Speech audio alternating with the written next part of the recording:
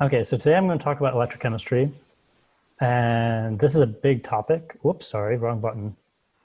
Um,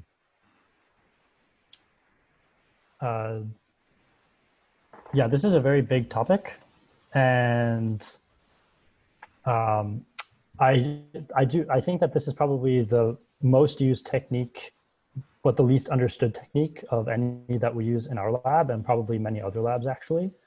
So I'm going to actually go to like the very basics of electrochemistry. The people in the group have probably seen this talk. This is actually the third time I've given a variety of this talk, but it's changed a little bit. And if you're just looking into our group, it's kind of hopefully designed to highlight some of the very confusing parts about electrochemistry, and maybe help resolve some things that it took me a long time to figure out during my PhD. Okay, so there's two parts to this talk. The first, actually most of the talk, I'm going to talk about the open circuit voltage. And the open circuit voltage meaning when you hook up an electrochemical cell, you plug a voltmeter into it. And what are you actually measuring when you have that device and that setup in front of you? And the second part, and that's going to be actually the majority of the talk, is the first one. The second part, which I'm only going to briefly touch on, is what happens when you go away from open circuit. And I'm not going to spend too much time to talk about that because it gets excessively complicated. And so I'm only going to very briefly touch upon some a little bit more practical, well, a little bit of a couple of thought experiments about what happens there. And then hopefully that will enlighten you a little bit. Okay, some disclaimer, there is a decent amount of symbols and notation in this talk. And I don't claim any responsibility for the errors in the talk because this is mainly for conceptual understanding. Don't like quote any of the, don't quote most of the equations here and because I might be missing a minus sign because minus sign errors are everywhere. So it's mainly for conceptual understanding. So just give me a break if I miss a minus sign. Okay, so for the first part of the talk, we're going to talk about the open circuit voltage. And you might think to yourself, like, why would you ever want to know a lot about, why would you spend a whole talk about open circuit voltage? And actually, it seems simple, but it's actually really confusing. Just hooking up a voltmeter to an electrochemical cell gives you actually a lot of information. And I think when you're first learning electrochemistry, it's really not clear what information you're getting though when you hook up a voltmeter. So I'm going to first talk about that. And so I think the reason why this topic is so confusing, especially even just the open circuit voltage, which is like the simplest thing in electrochemistry, the reason why it's so confusing is because there are about 6 different definitions of what the voltage is actually measuring if you look in different textbooks. So some people say it's the Gibbs free energy. Some people say it's the electrochemical potential of electrons. Some people say it's the Galvani potential. And you might even see a couple others. Some people say it's the chemical potential of species. So I'm hoping to clear up a little bit of this in the talk. And so if you have any questions, just please let me know. I put some references here. They're a little bit disorganized, but there's a lot of books out there on electrochemistry. All of them are a little bit different, but you can certainly check out a lot of these different things to get some idea of what's going on, even just with talking about the open circuit voltage and other different things. Okay, so I'm primarily today just going to talk about the electrochemical potential or other potentials associated with electrochemistry or batteries or other devices. And if you look in a textbook, you'll see a whole bunch of potentials. So there's chemical potential, electrochemical potential, electrode potential, then there's galvanic potential, volta potentials, surface potentials, and they're all different. And so there's really kind of 2 big parts of electrochemistry. One is the electrical part, one is the electrical part, one is the chemical part. So the top ones are really the chemical part, and those come from like thermodynamics. The bottom 3 are more electrostatic or, electrodynamic, if you will, in nature. And so the combination of these things is what makes electrochemistry interesting, but also very confusing. And it's potentially confusing for sure. So the majority of this talk is going to be based around this concept of the electrochemical potential. And if you haven't taken a thermodynamics class, this might be foreign to you. I think most people here have. But the electrochemical potential is basically a measure of the total amount of free energy change in a system if you were to add one particle essentially to the system. And so this is essentially a partial derivative with respect to the number of particles. And so the electrochemical potential is a kind of a combination of all the things that make up that energy. And so like kind of on the last slide, the first part is a thing called the chemical potential, which is a core concept in a class like thermodynamics or statistical mechanics, which has to do with how different particles, especially non-charged particles, interact with each other, and how the free energies of the system changes as you change the composition. And the second part of this is the electrostatic part of the electrochemical potential. So you have essentially the charge of whatever your particles are. So you can either think of this in a per mole basis or a per particle basis. Here I wrote it in terms of moles. So F is just 1 mole of the charge of an electron. It's the charge of an electron times 1 mole of that. And then the N is the number of the number of the valence in the species, and is also associated with kind of the change in it's the change in the number of electrons that typically occur when you do reaction. So the kind of, in my opinion, the most fundamental relationship in electrochemistry is that at an interface, the electrochemical potential, summing up all the potentials of all the different species, are equal. So I'll give an example of this on the next slide, but if you have 2 different phases, and in this case, maybe the phases A and the phase B, then there's some phases or some species that exist in one phase A in one region, and then another set of species that exist in another region, which is region B or phase B. And they can go back and forth. Some of them can go back and forth, and there might be some reaction that takes place.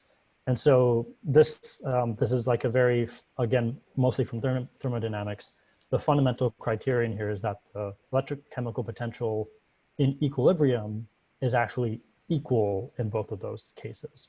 And I'll give a number of examples of this, but in my opinion, this is really how you think about an entire electrochemical cell, is by breaking it down into all the different interfaces and looking at the potentials across those interfaces.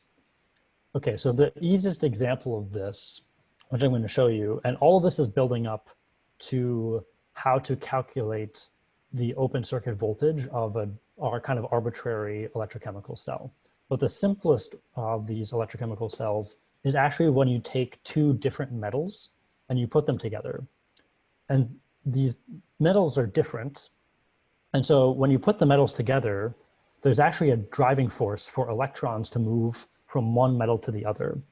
Because they're 2 different metals, the chemical potential of the electrons are actually going to be different in the 2 metals, because the bonding environment around individual atoms is different. And also for most metals, the total number of electrons is going to be different as well.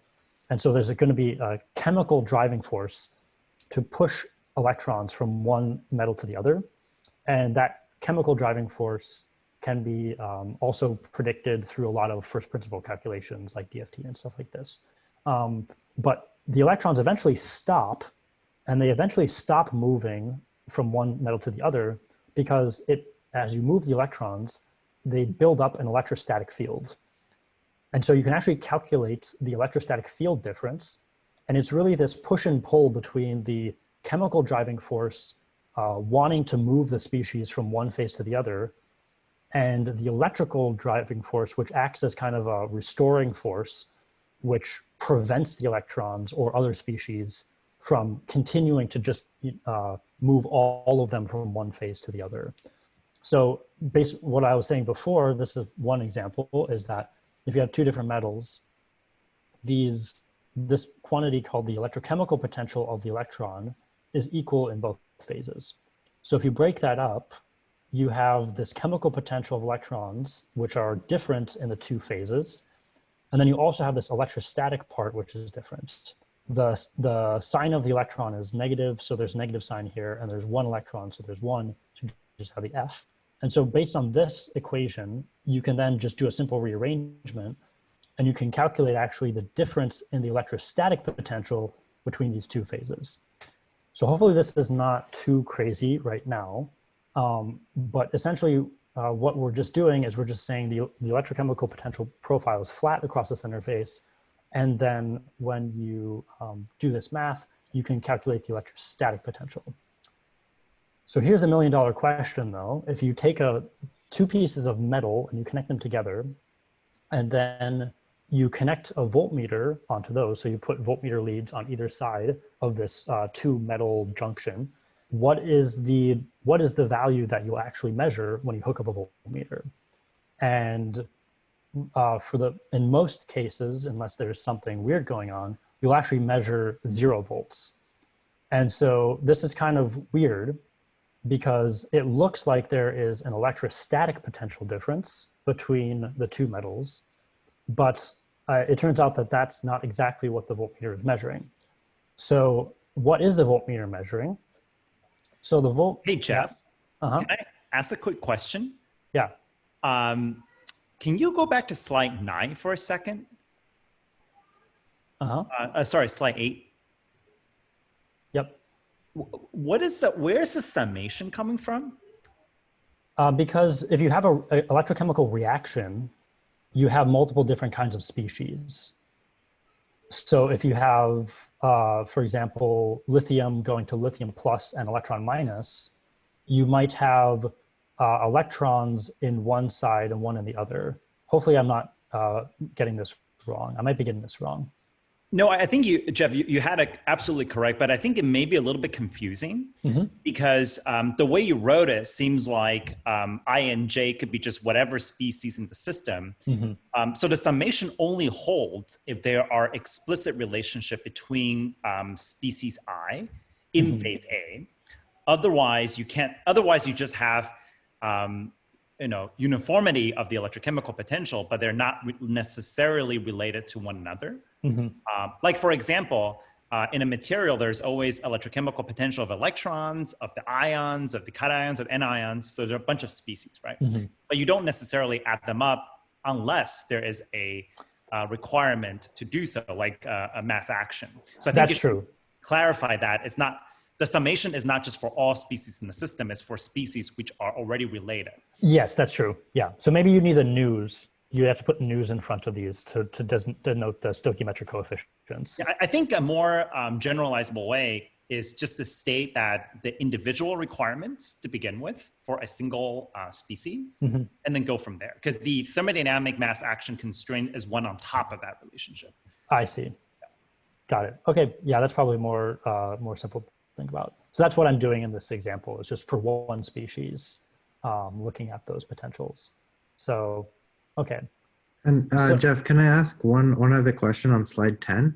So over here you have the chemical potential of the electrons. I think you said this already, but normally we describe that chemical potential with something with like the natural log of activity as well. What would the activity correspond to in this? Is it like the density of state? Like what exactly is it? Yeah. Okay, so I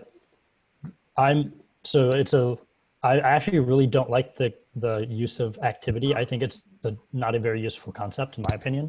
So I leave everything in terms of chemical potential. And so if you want, what you're really looking for, I think, is what's the functional form of concentration? How does the chemical potential depend on concentration of electrons? I think, is that kind of what you're asking? Yeah, pretty much. Yeah, so in a metal, it's actually given by the density of states. That's exactly it. So I actually have a backup slide for this. Whoop. Oh boy. Oh, your slides just disappeared. Slides disappeared. I have a backup slide for this, which So can you see this slide?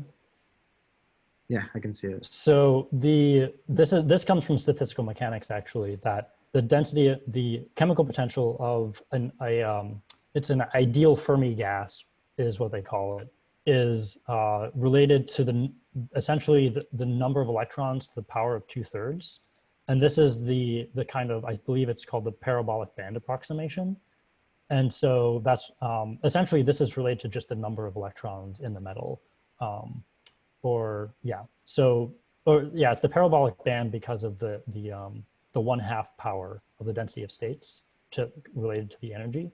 And the chemical potential is the number of electrons to the power of 2/3. So, but this is only true in a metal. And honestly, this number of electrons is per unit volume.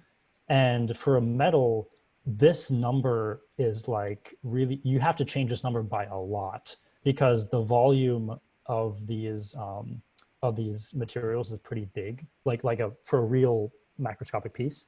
So, you know, for almost all cases, unless you're doing a chemical reaction, which we'll talk about, you can't just like add electrons to a metal and change its chemical potential. You will most likely change the electrostatic potential much more. And so I don't know if this is answering your question, but this is kind of this is answering my question. Yeah. Yeah, I think that makes sense now. Thanks. Yeah. So I have another calculation that you can actually calculate based on this number how many electrons actually move over when you do this particular example problem, and it's a tiny amount, a very, very, very small amount of electrons actually move over. So yeah. Okay. So this is, in my opinion, this is kind of the $1 million question, is that what are you actually measuring when you hook up a voltmeter?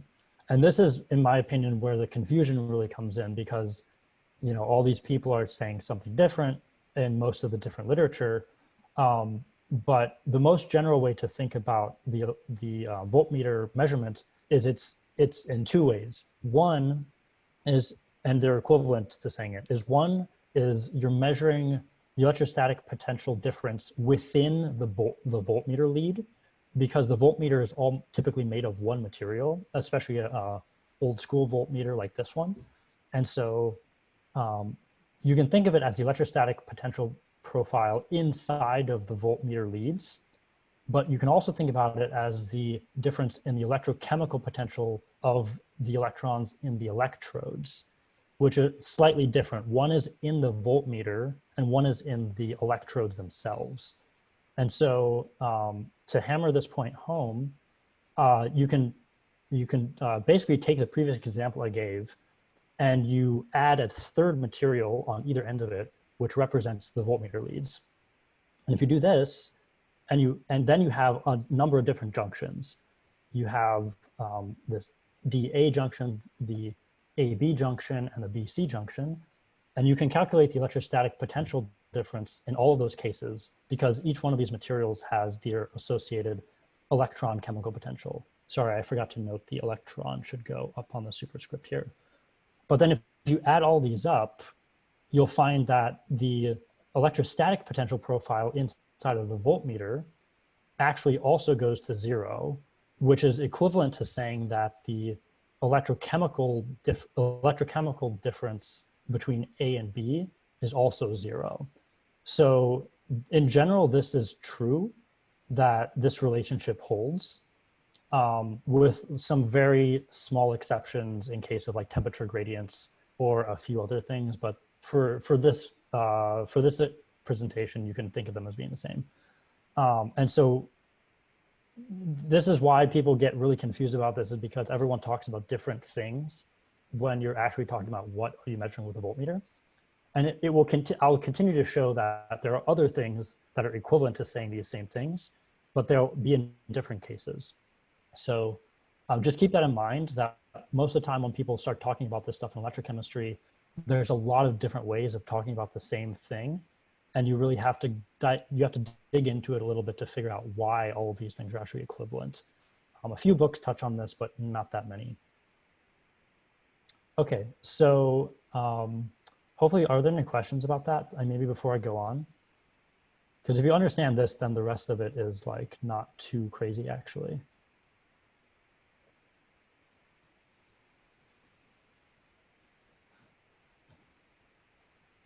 All right, well, I'll continue to move on then. So the essential difference between the example of putting two metals together and in an electrochemical cell is that in an electrochemical cell, you have multiple different kinds of species. And at the interfaces, in the previous example, the electrons could go back and forth between all the different interfaces that were involved. And so then could equilibrate throughout the entire system. And that's why the electrochemical potential of the electron goes to 0. But if we have an electrochemical cell, we have typically an electrolyte or electrodes. And in this particular picture, we have a chemical species, which is B.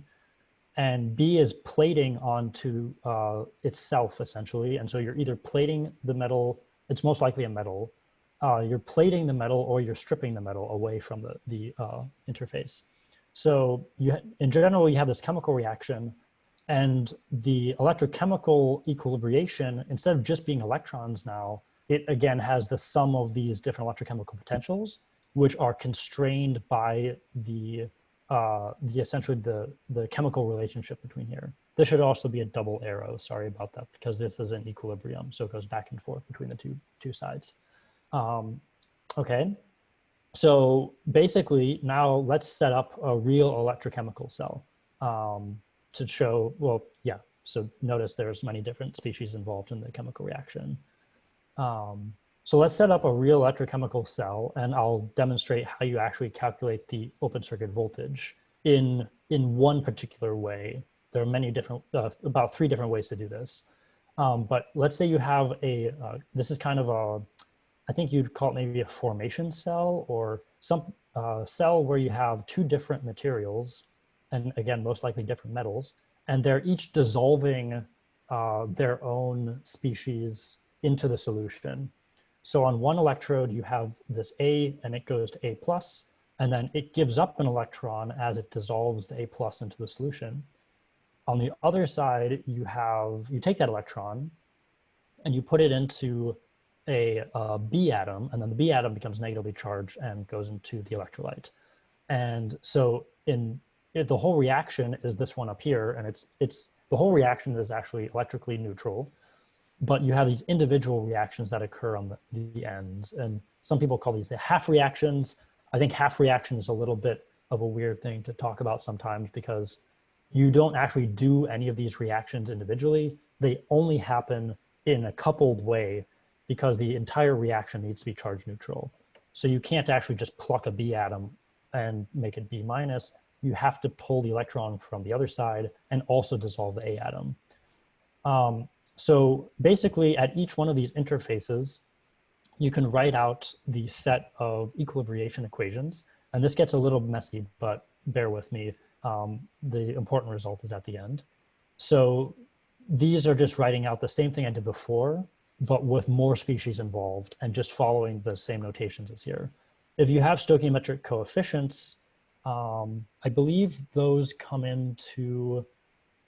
I always forget if you have to put the stoichiometric, I think you have to put the stoichiometric coefficients here as well. You have to multiply these by the numbers here. So instead of doing in the previous example with the metals, we took the electrostatic potential differences at each interface, and we added them up, and we got the answer at the end. And you could do the equivalent thing here too, but it's actually simpler just to use directly the electrochemical potentials and not worry about the addition of the voltmeter leads on the end. So like I said before, one of the ways you can write out the voltage that you measure is by taking the difference in electrochemical potentials between the 2 electrodes. Again, this is electrochemical potential difference between the electrodes. And so it's not the electrostatic potential difference, and it's between the electrodes, but electrochemical. So if you do this, I'm writing it out like this, and I'm just moving over the NF on here. But you can, if you take the difference here, then you just basically, you rearrange these equations from the different interfaces, because you already have the electrochemical potential of electrons in these 2. So you just rearrange them and combine them. And then you have this difference in electrochemical potentials. But okay, that's not super interesting because I'm just rearranging stuff. But then you can sub in some things. So for example, the electrochemical potential of a neutral species, like the neutral A and the neutral B atoms, is just the chemical potential because the Z charge or the valence state is 0. So if we have that, that's true for A and B. So then when we can actually substitute in for all these electrochemical potentials, what the definition of the electrochemical potential is. And then if we do some more rearranging, we have that we have the chemical potentials of the different species involved. So for example, the A plus is here, the B minus is over here, A and B's are also here. And we also have the electrostatic potential differences. And it turns out that this is only relevant for the electrolyte in the middle. But you can see that the electrostatic potential is the same. We have to kind of assume that in open circuit, the electrostatic potential is flat across the electrolyte, which I think is a pretty good assumption most of the time. And so if that's true, then this phi W and plus phi W, these are the same, so these actually cancel out. So then the final thing that we get is that we have that the voltage that you measure, which is again the electrochemical potential of the electrons, actually only depends on the chemical potentials of the different species involved. There's no electrostatic potentials involved at all. And you could write this down as, a delta mu of reaction. So if the chemical potential does not depend on composition, as you discharge the cell more, you can also rewrite this as a delta G. So this, but that's only true if there's no change in the energetics as you change the composition of the cell. This is the most general way to write this. But you also sometimes see in textbooks a delta G divided by NF, but that's not the most general way to write it. That's only true in specific cases. But this is actually this is a very general result. So you can do this exercise for almost basically any electrochemical cell. And at open circuit, the voltage that you measure is only a function of the chemical properties of the two different electrolytes. And it's really a function of the total reaction that's happening in the entire cell. So you can also think about electrochemical cells only at open circuit as being very closely connected to chemical thermodynamics as well. And so that's basically, yeah, just to reiterate what I just said. And are there any questions about what I just did there? There's a lot of letters and symbols here, but this is all just bookkeeping basically at the end, and to show you that the open circuit voltage for electrochemical cells really only depends on the chemical potential and the chemical properties of the two electrodes. But yeah, any questions about that?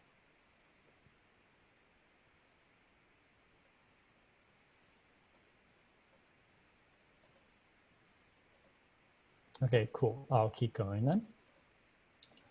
So even with this kind of formalism, you can actually understand a lot of different things. So we work a lot on lithium-ion batteries in this group, and something that you hear thrown around kind of casually sometimes is that a lithium-ion battery voltage or open circuit voltage does not depend on the concentration of lithium in the electrolyte. And so to go back to this slide, if you look at here, you have species A and B in the electrolyte, A plus and B minus, and that actually does depend, the open circuit voltage does depend on the concentration of both of these species, because it shows up here in the chemical potential, which is indirectly related to concentration. And, but in the case of lithium-ion batteries, people say it doesn't depend on the concentration. So why does that happen? Well, for lithium-ion batteries, you have lithium is the only charge carrier between both sides of the battery. And so if you do the same exercise as on the previous slide, it turns out that the chemical potential of lithium in the electrolyte actually cancels out. And so you don't have any dependence on the concentration of lithium in the electrolyte. And so the total chemical potential that you, or the total voltage that you measure, which is related to the electrochemical potential, is essentially just the difference in the chemical potentials. Again, sorry, there's a typo here. There should be, I think some, I guess, yeah, there should be an electron here actually. So yeah, so this is one of the simple things that you can get out of doing these analyses that always, I think, confuses a lot of people, because some people will say, oh, the voltage of a battery does not depend on the concentration of the electrolyte. But that's only true for lithium-ion batteries because the lithium is the only charge carrier, and it cancels out to these equations. Okay, so what if you have, Hey, Geoff, yeah. Can I say something really quickly here? Yeah. I vividly remember last time you gave this talk, which might have been 2 years ago. Yeah. Or the last time I heard it. I think I made a remark saying that, oh, we really need to develop a proper reference electrode in which the concentration is defined, rather than just relying on the concentration of the electrolyte. But I think to now, we still haven't developed a true reference electrode. So I put it out there again. I think all the properly trained electrochemists in this virtual room will agree with me. There is a dire need for a true reference electrode. And please let us go beyond computational reference electrode and go to a real reference electrode. Anyway, just putting that call out to everyone who is thinking about what to do next.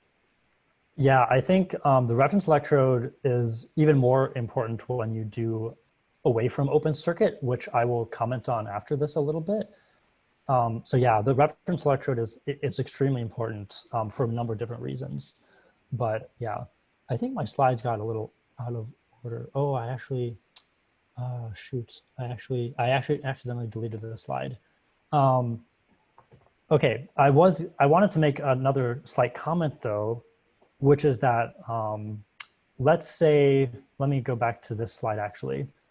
If you, let's say hypothetically, you took this A+ species and you actually plated A+ onto the other side of this electrode. So instead of using the B-, you plated A on this side and A on the other side. And so that might be kind of confusing then, because on one hand you have the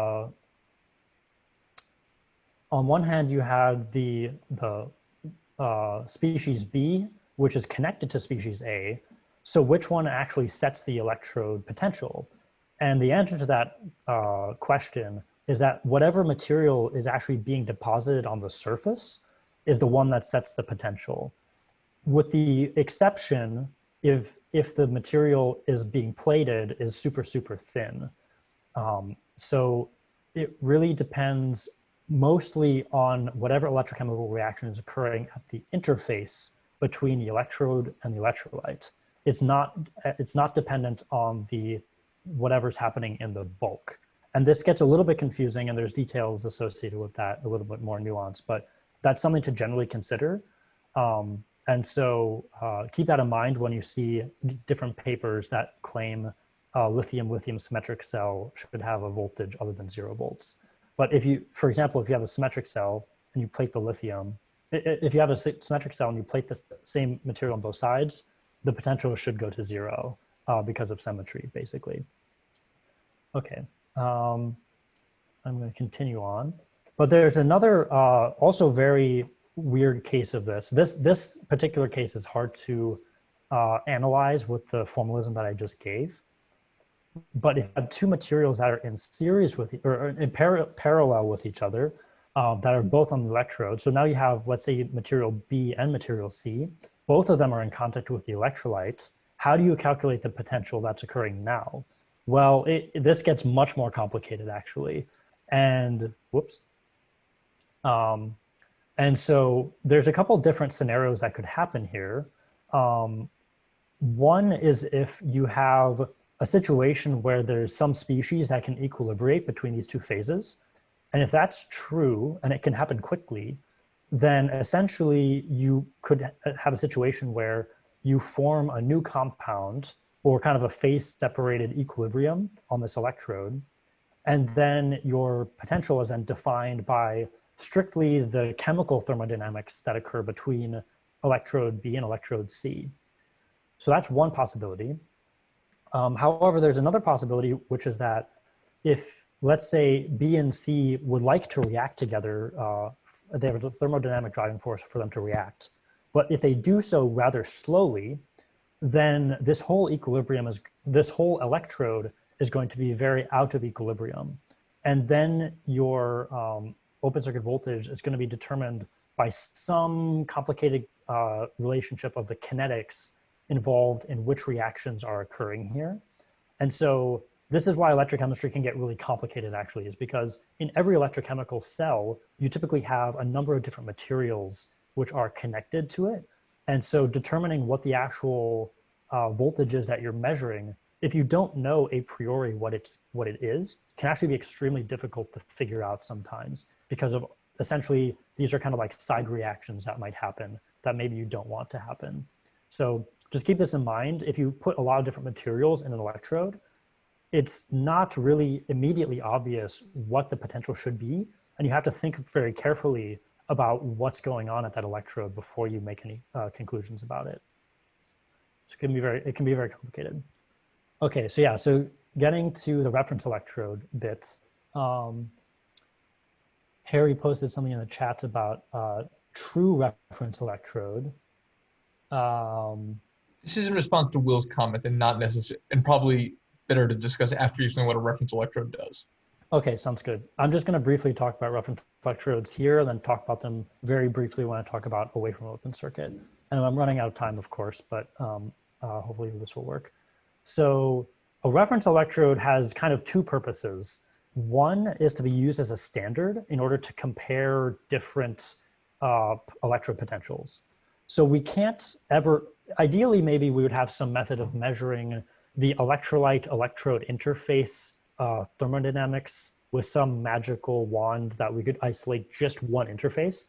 But in a lab setting, we only can measure the properties of the interface by connecting it to a second electrode. So there's always two electrodes involved in an electrochemical cell. And so because of that, we typically use one electrode as a reference, called the reference electrode. And the other electrode we would call the working electrode. And at open circuit, you can use this reference electrode as a reference and compare many different types of working electrodes or materials. And then you can build up a big database of all the different energetics compared to this reference electrode. And these, when you compare these to a kind of a known reference electrode, this is what we'd call kind of, I think I call it the kind of equilibrium electrode potential. So the electrode potential is something where you're at open circuit, you're not driving any current in the cell, and you're comparing it to something in which you are relatively certain that you know the potential of. So common reference electrodes include things like silver and silver chloride, the standard hydrogen electrode, the normal hydrogen electrode. There's a bunch of different kinds that you can use. And so you always need to check what people are referencing their electrochemistry to, because you always have to measure an electrochemical cell to a working to a reference electrode. The other use of reference electrode is when you have cells that are out of equilibrium, or you're passing current through them. They're away from open circuit. So I'll talk about that later. So how do you actually calculate the open circuit voltages from literature data? There's two ways you can do it. You can either use thermochemical data and connect that to the potential via the chemical potential relationship that I showed before. Or you can use electrochemical series data, which is direct electrochemical measurements from using reference electrodes. But beware, there's a lot of caveats to doing these. Thermodynamic values are given at standard conditions. It's very likely that your electrochemical cell that you're running is at different conditions than the ones that are given in the tables. Similar for the electrochemical series, and they're also for standard conditions, and your electrochemical cell is probably not at those standard conditions. But more importantly, the electrochemical series is actually only for aqueous couples. And the electrolyte, like I was showing in many cases, actually will contribute to the voltage of the battery, depending on how what kind of cells you're actually running. In a lithium-ion battery, that's not necessarily true. But you have to be very careful because the electrochemical series data is specifically at using aqueous couples. So keep that in mind whenever you're trying to use these data to calculate open circuit voltages. So I'm not going to give a tutorial about this, but just keep those in mind. Okay, very, very quickly, I'm going to hopefully blaze through things about open circuit, going away from open circuit. Sorry, I just finished the part about open circuit. But every time I think about electrochemistry away from open circuit, I really need it to be like the simplest explanation ever, because it gets extremely confusing very, very quickly when you go out of open circuit. And the biggest reason for that is because there are a lot of different kind of potentials when you go away from open circuit. At open circuit, like I was just saying, in an electrochemical cell, what you measure in the voltage is very closely connected to the chemical potentials of the cell and of the reaction that's occurring in the electrochemical cell. However, when you actually flow current in a cell, so you take it away from open circuit, you have a huge number of other different kinds of potentials: ohmic potentials, electrochemical overpotentials, concentration overpotentials, and these are dependent on like almost everything that exists in condensed matter physics. And so it gets very, very complicated very quickly. But the real fundamental question that I always had when I was trying to understand what's going on with electrochemistry is, if you hook up an arbitrary electrochemical cell, how do you know if an electrochemical is happening? And how do you know what potential your cell needs to be at before you actually have an electrochemical reaction occurring? So really quickly, hey, I'm Geoff, just gonna, yeah. Sorry, do you have time for questions, or do you want to keep going? I think maybe I'll keep going, and then Okay. if we have time at the end. But I'm happy to talk about this at any time, so Okay. you can feel free to ask me questions later. Thanks. Yeah. So I want to give one very quick example to illustrate how tricky going away from open circuit is. So let's say you have an electrochemical cell, which is super simple. It's just a symmetric cell where you're plating a material, which I've called A plus or A, and you go back and forth. The equilibrium potential, the electropotential of this cell at open circuit is actually 0 because it's a symmetric cell. But let's say that you actually have a side reaction that occurs, and that occurs if it was at open circuit, the side reaction would occur at some standard conditions at a potential of 1 volt, let's say. And let's say you have close to those standard conditions, like in your cell, or something similar to that. If you apply a voltage to the cell, you would expect maybe that if you apply a potential over 1 volt, then you would start to, this side reaction would actually start to occur. And if, let's say in this particular cell, this is called the counter electrode in this case.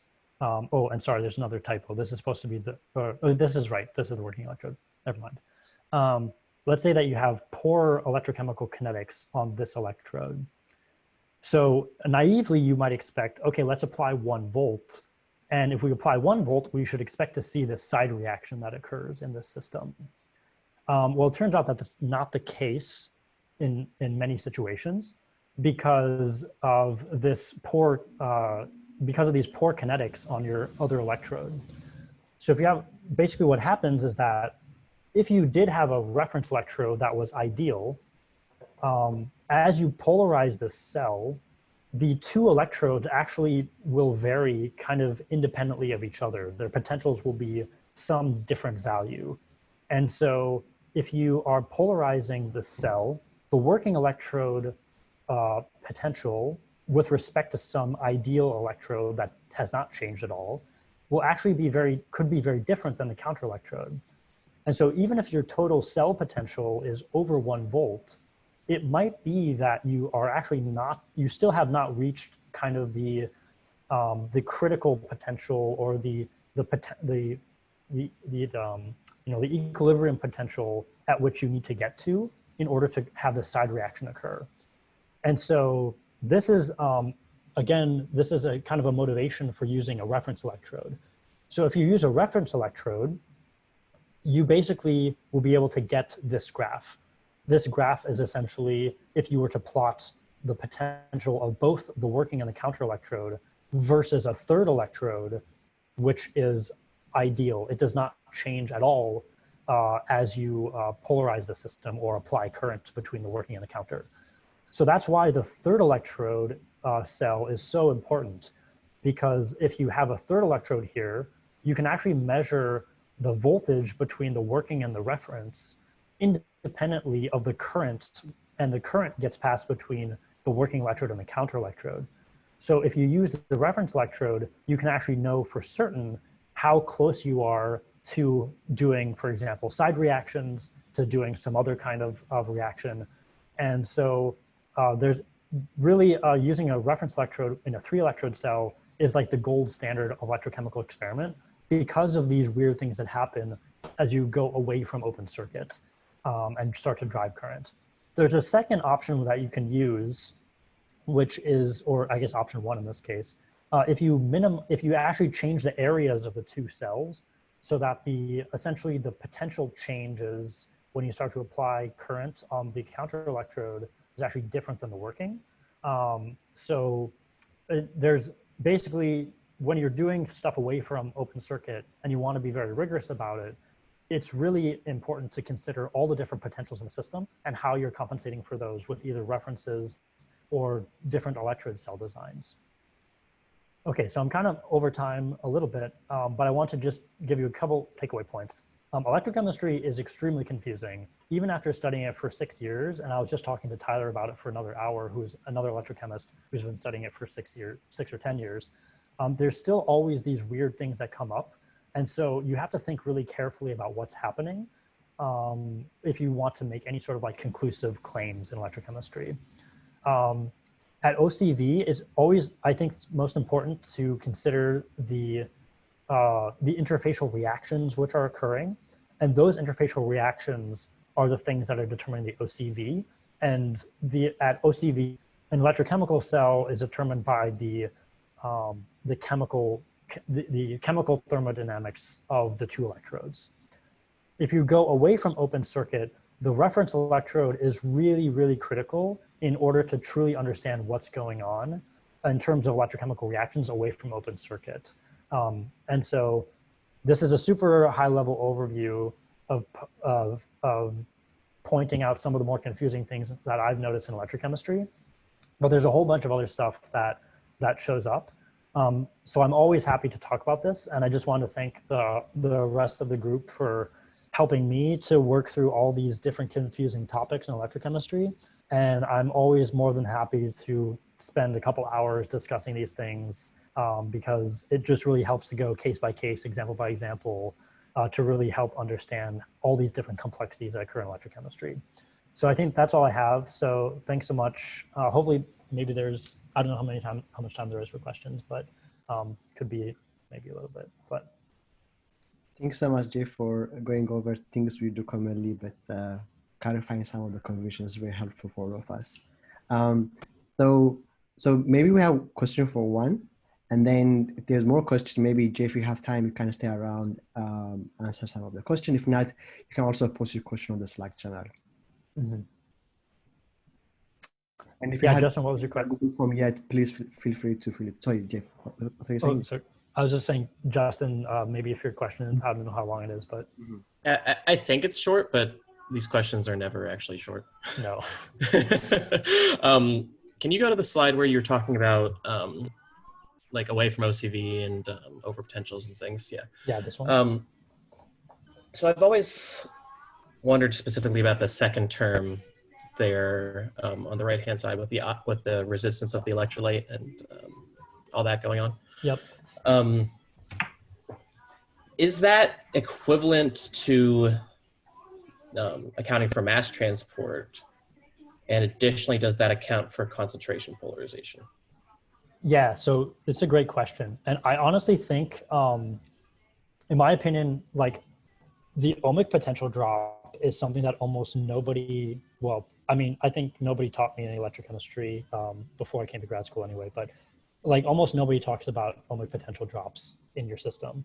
And it's kind of a special term in some ways. It really affects the electrochemistry in weird ways. It's basically, the way I understand it is that the ohmic term, I think, it has to be something that does not change the concentrations of any of the species in the system.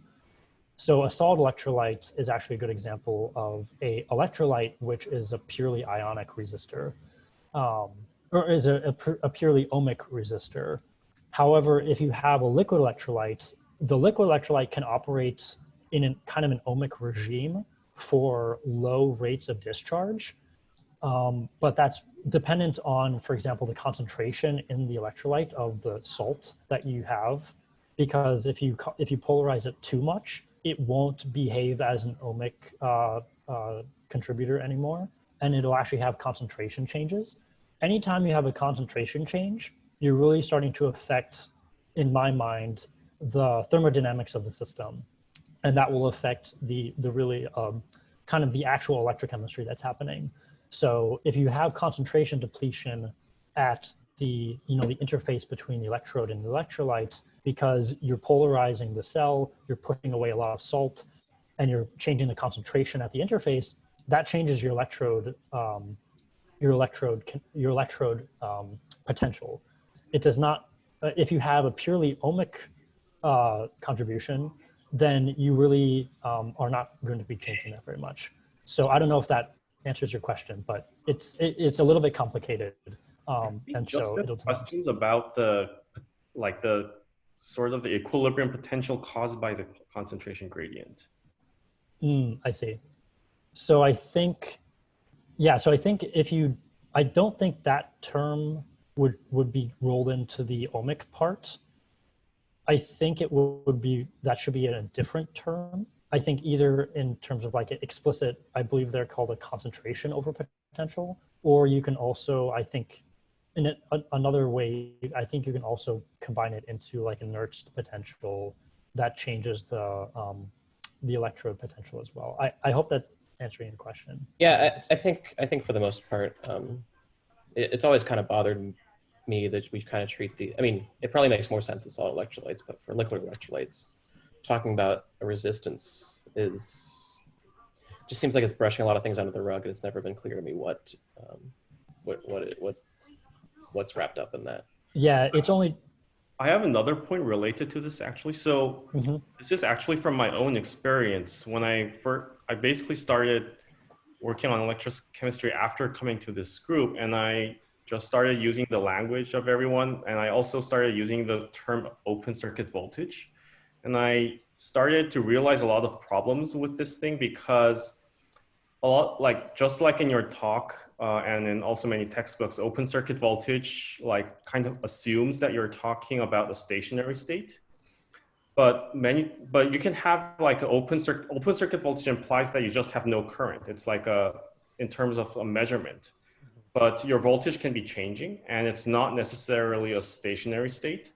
So then you have to distinguish between like a stationary open circuit voltage, whether it's representing Nernst potentials, or is it just literally a cell voltage that has no current. And things that contribute to this a lot of the times is the concentration gradient just mentioned by Justin, because if you have concentration gradients settling, then you will have voltages changing. So I think I started to use Nernst potential a lot more, because it's not equilibrium either. The electrochemical cell is already not in equilibrium. So equilibrium is also like a little weird. So I started to use the term Nernst potential a lot. But I definitely saw that like using open circuit voltage can be very confusing when doing these discussions. Yeah, I think it's definitely one of the major flaws. Like there are many flaws in electrochemistry, but I think, yeah, I think for the concentration related terms, I think is tricky. But yeah, I think we're probably out of time. So. Yeah, sorry. I think this Zoom link will be used for the QLAC. So I think with that, if you have more questions, please leave it on the Slack channel and reach out to Jay for more questions. And if you haven't filled the form yet, I think some of you are already filling, but if you have some time, please leave some comment for Jeff as well. I think with that, I will leave it to Gabe and Alan. Take it over for the Chillax.